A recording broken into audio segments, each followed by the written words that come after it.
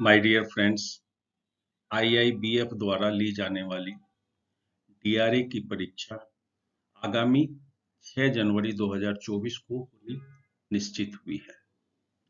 आज इस परीक्षा में आने वाले कुछ संभावित प्रश्नों को लेकर प्योर हिंदी में आपके सामने प्रस्तुत हुआ हूं। ये प्रश्न के आने की पूरी संभावना है। आशा है आप लोग सारे प्रश्न उत्तर को ठीक से ध्यान देकर पढ़ेंगे और उसे याद रखेंगे। आप लोगों से रिक्वेस्ट है, मेरे चैनल को लाइक एवं सब्सक्राइब जरूर करें और इससे मेरा हौसला बढ़ता है ताकि मैं नया वीडियो इस तरह का लेकर आ सकूं। आइए देखते हैं प्रश्न उत्तर क्या क्या हैं। आज का पहला प्रश्न है, बैंक किस प्रकार के खाते में ब्याज नहीं देता है? को बचत खाता, चालू खाता, सावधि जमा, आवर्ती जमा। सही उत्तर है चालू खाता।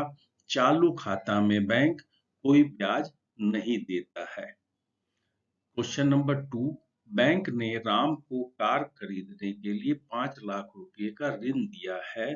यहाँ बैंक और राम के बीच में क्या संबंध बनता है? ऑप्शन है देनदार और लेनदार, बेलर और बेली, लेनदार और देनदार, ऊपर में से कोई नहीं। दोस्तों, यहाँ बैंक ने ऋण दिया है राम को, तो बैंक डेटर बैंक क्रेडिटर है और राम डेटर है। क्रेडिटर है मतलब लेनदार, लेने वाला है।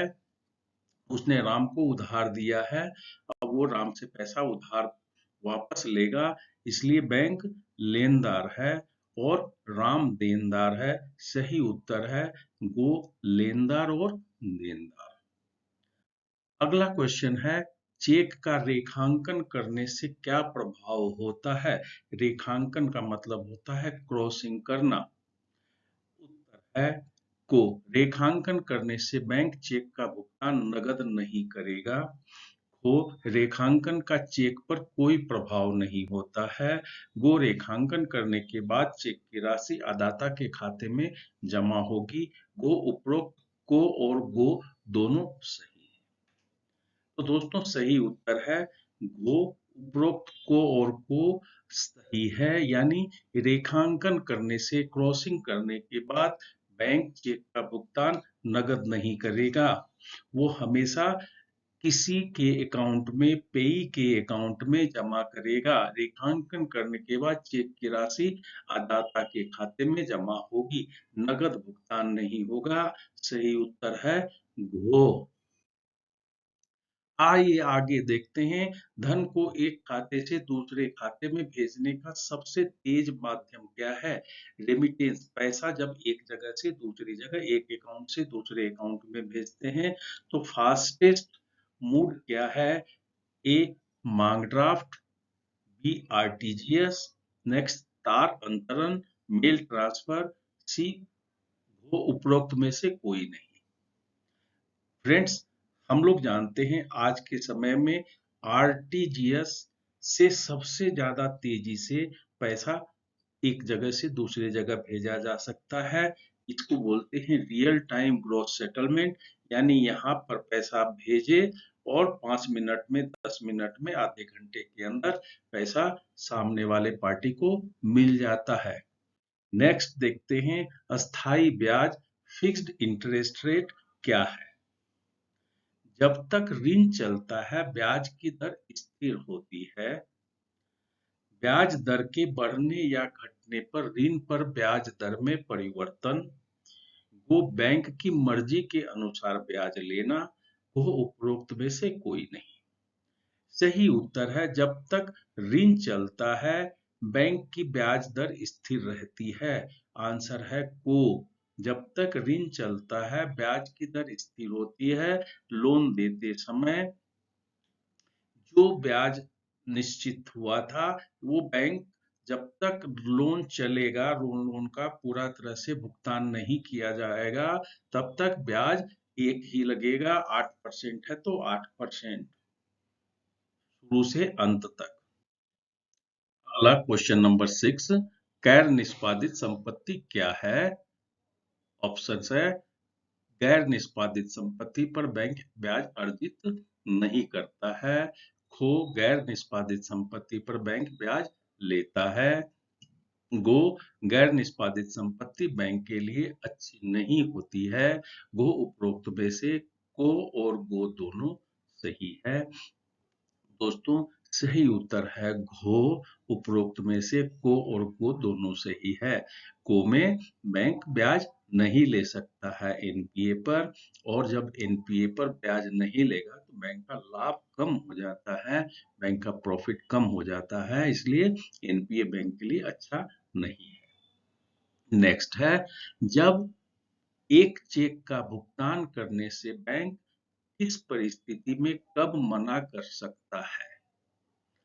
ऑप्शन है, एक, जब चेक पर ग्राहक का हस्ताक्षर नमूना हस्ताक्षर से नहीं मिलता है, जो बैंक में रखा हुआ है। अकाउंट खोलते समय बैंक ने नमूना हस्ताक्षर लिया था और चेक पर जब हस्ताक्षर होता है उसको हूबहू मिलान होना जरूरी है। खो, जब चेक कटा फटा हो। गो, जब ग्राहक ने चेक का भुगतान करने रोकने का बैंक को निर्देश दिया हो। घो उपरोक्त सभी। सही उत्तर है, जब घो उपरोक्त सभी। ऊपर तीनों परिस्थिति में बैंक किसी चेक का भुगतान करने से मना कर देगा। सिग्नेचर मिसमैच है, चेक कटा फटा है, और कस्टमर ने चेक काटने के बाद बैंक को सूचना दी है, बैंक को लिखित दे दिया कि इस चेक का भुगतान नहीं करना है। अगला प्रश्न है, एक चेक पर आगे की तिथि लिखी है तो क्या होगा? ऑप्शन है, बैंक चेक का भुगतान कर देगा। बैंक चेक का भुगतान चेक पर लिखी तिथि से पहले नहीं करेगा। गो, इस प्रकार का चेक वैध नहीं है, वैलिड नहीं है। घो उपरोक्त में से कोई नहीं।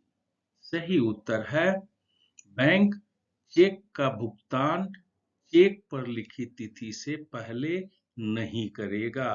चेक पर जो डेट लिखा हुआ है उस डेट या उसके बाद 3 महीना तक।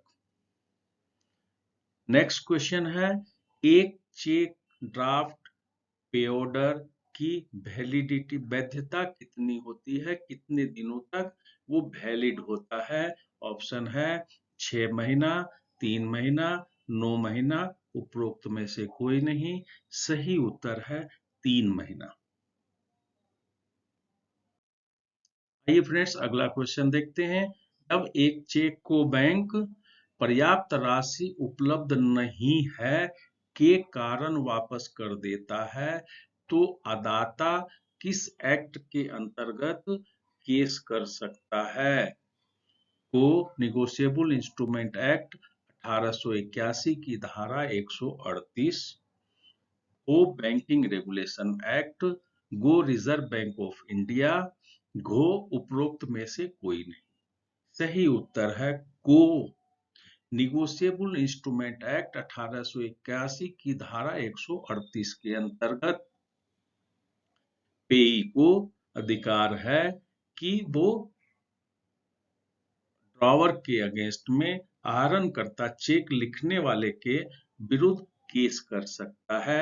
अगला क्वेश्चन है, सरकारी बैंक में भारत सरकार का कितना हिस्सा होता है? गो खो गो है 50%, नेक्स्ट 100%, गो है कम से कम 51%, गो उपरोक्त में से कोई नहीं। सही उत्तर है गो कम से कम 51%, 51%।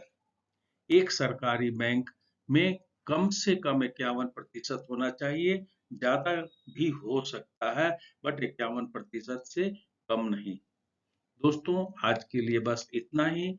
आपसे पुनः रिक्वेस्ट है कि मेरे चैनल को लाइक और सब्सक्राइब करें। धन्यवाद। जय हिंद।